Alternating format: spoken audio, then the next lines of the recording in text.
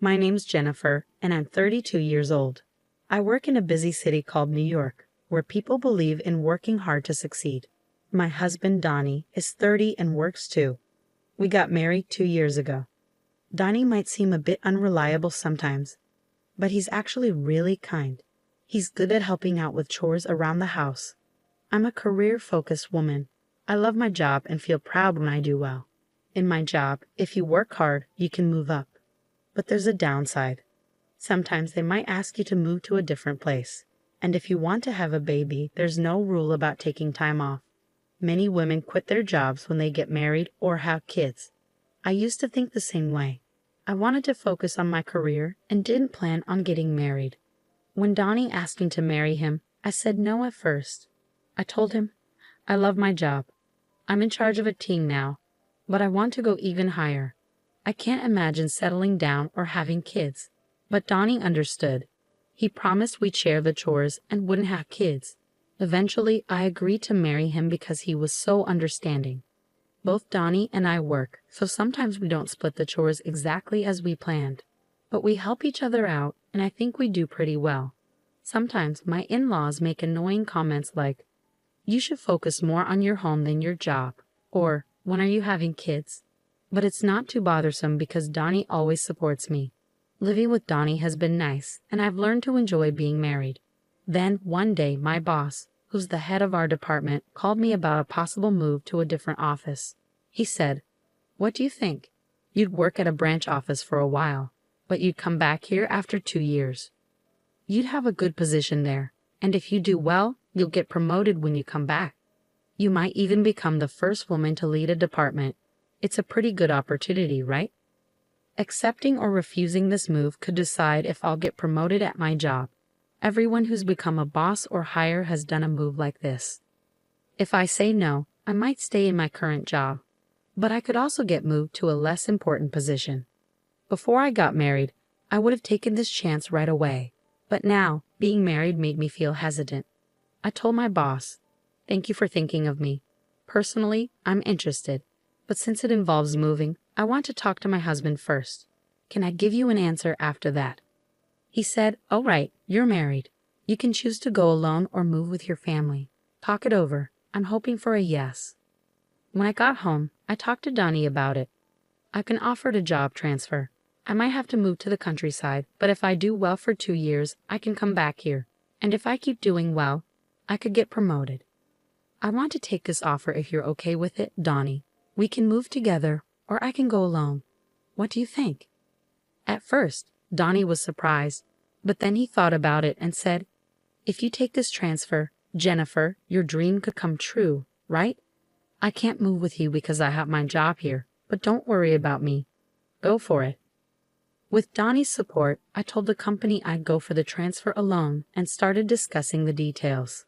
They agreed to pay for my moving costs and offered some good benefits, like considering my travel days as work days. So I decided to accept the transfer to the branch office. I got the official transfer order and chose to live in a company apartment, which was affordable. On moving day, the movers had already taken my stuff, and Donnie came to say goodbye at the station. "Thanks for seeing me off. I'll keep in touch, and I'll try to come home as much as I can." "Yeah, I'll be waiting. But remember, even though you're working from afar, don't overdo it," Donnie said.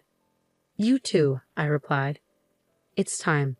Take care, okay? I'm heading out," Donnie said as he left. And that's how my life as a remote worker began. I planned to come home during holidays and quieter times, but things got rocky at the branch office right after I arrived. I won't take orders from a woman. How can I trust someone new like her? One of the local employees complained. I faced resistance from the staff there. They spread rumors about me, didn't listen to my instructions, and even ignored my calls. And then things got worse when a project I was overseeing had a big mistake because one of my team members deliberately kept me out of the loop. The subordinate who was responsible looked really shocked, but as the boss, it was my job to handle it. I had to fix the problem, apologize, and not only get things back on track, but also mend relationships with my team. My boss saw how tough things were for me and gave me some advice. I've been through a transfer too, so I get it.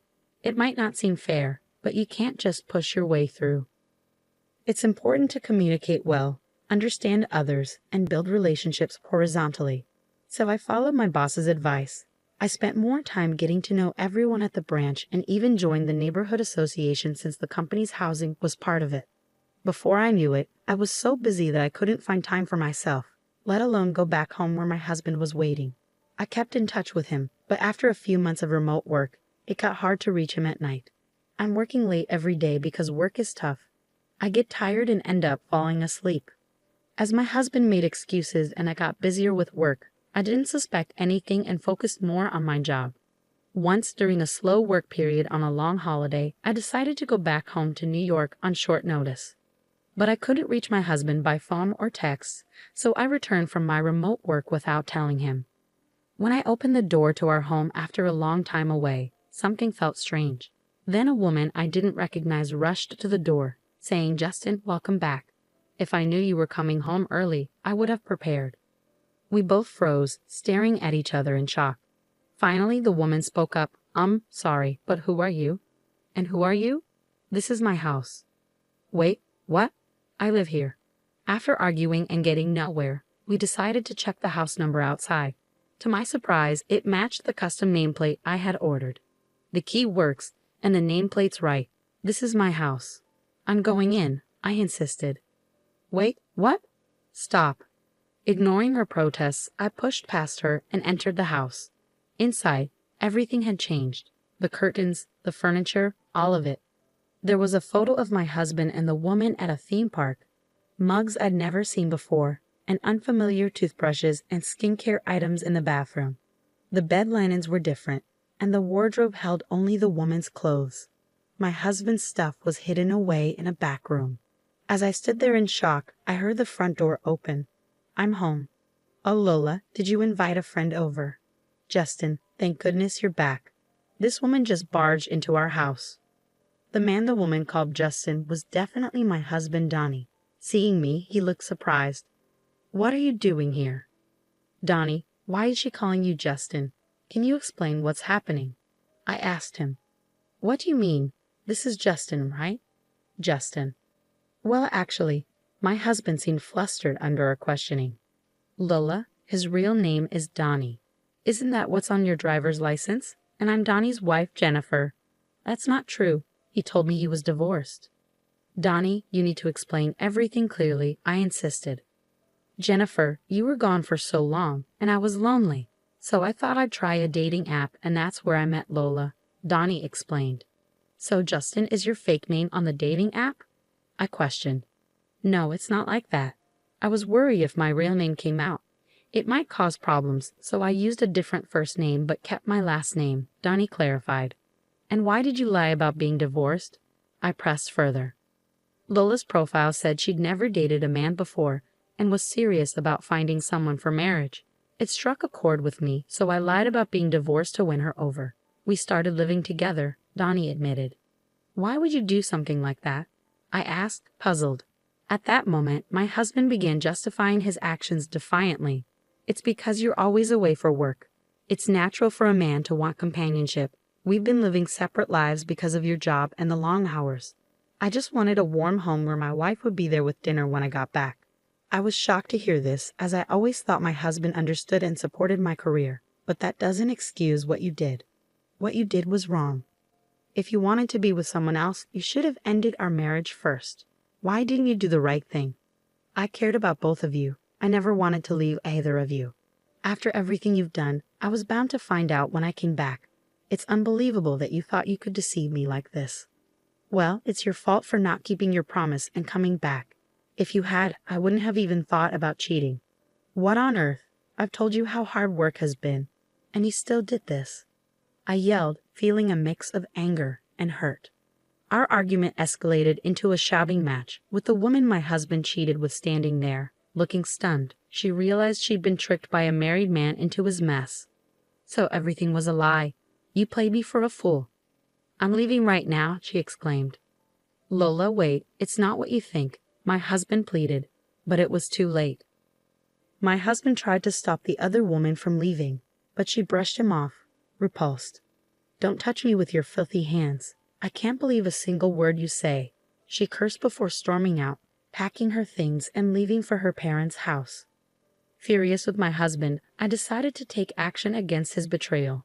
Gathering evidence, I brought it back with me when I returned to work. The first thing I did was hire a detective to look into my husband's mistress. The investigation revealed that she was the daughter of an executive at a company partnered with my husband's workplace. I had a lawyer send proof of the affair to both my husband's home and the other woman's parents. When my husband received the documents, he protested, saying he didn't want a divorce. So I prepared for a tough legal battle, even considering going to court. The other woman's family contacted my lawyer, and we arranged to meet at their office. They apologized to me, and the other woman admitted her wrongdoing. We're truly sorry. Our daughter caused you so much trouble, and we didn't even know about it. She's always been very sheltered and naive about the world. We've been trying to arrange a marriage for her, but she wanted a more free-spirited love. She met your husband without our knowledge and got carried away without knowing who he really was. She thought she found a divorced man on a dating app and wanted to move in with him. We told her to stop seeing him, but she didn't listen. She was so caught up in her fantasies that she ran away from home to be with him. Our daughter was shocked to find out she was the other woman and blames herself. She's getting therapy now. We're willing to pay you $50,000 as a settlement and hope you'll keep this matter private. The other woman and her parents shook my hand firmly. I understand your apology, but I have one condition. I'm preparing for a divorce, but my husband won't agree. If you're willing to cooperate and provide testimony if this goes to trial, then I'll accept the settlement. Okay, we'll cooperate, but we don't want our daughter to have a permanent record of this. Is there any other way we can help punish him? Well, it just so happens that his workplace is our client. In an unexpected turn of events, the woman my husband cheated with and I teamed up. We planned to give him a taste of his own medicine. His workplace was about to face a crisis because he had upset an executive at one of their client companies. And guess who would take the fall? Only my husband. Meanwhile, back at home, his parents were trying to reach out to him, unaware of the chaos. Jennifer isn't answering our calls, and she won't call back either. Is she so caught up in work that she forgot about us? When is she coming back? We miss seeing our grandchild, his mother said. Mom, you don't get it. I cheated on Jennifer while she was away, and now it looks like we're headed for divorce, my husband confessed. His mother replied, that woman who puts work before her husband is to blame. Maybe it's better if you end things with Jennifer and get back together with the woman you cheated with. My in-laws seem to think that the other woman's family had more money than ours, so they sided with my husband and his lover, attacking me relentlessly. They called me repeatedly, but I blocked their calls. Then they started calling me at work. When I refused to talk to them, they showed up at my workplace, causing a scene. Let go of our son. It's because of you being such a career-focused woman that our son cheated. He'd be happier with his lover, so stop interfering, they demanded. What are you even saying? I want to divorce Donnie. He's the one refusing. Plus, the woman he cheated with doesn't want him back. He tricked the daughter of a big-shot executive into dating him, and they're furious. It's going to be a big mess, I explained. Once they realized their son had angered an important client, my in-laws suddenly changed sides and tried to be nice to me. We had no idea it was this serious. We must have misunderstood. We're sorry. Our son messed up, but he feels bad. You'll forgive him, right, Jennifer? They pleaded. I have to decline. You just insulted me, and now you're asking for forgiveness. Please leave, I told them firmly.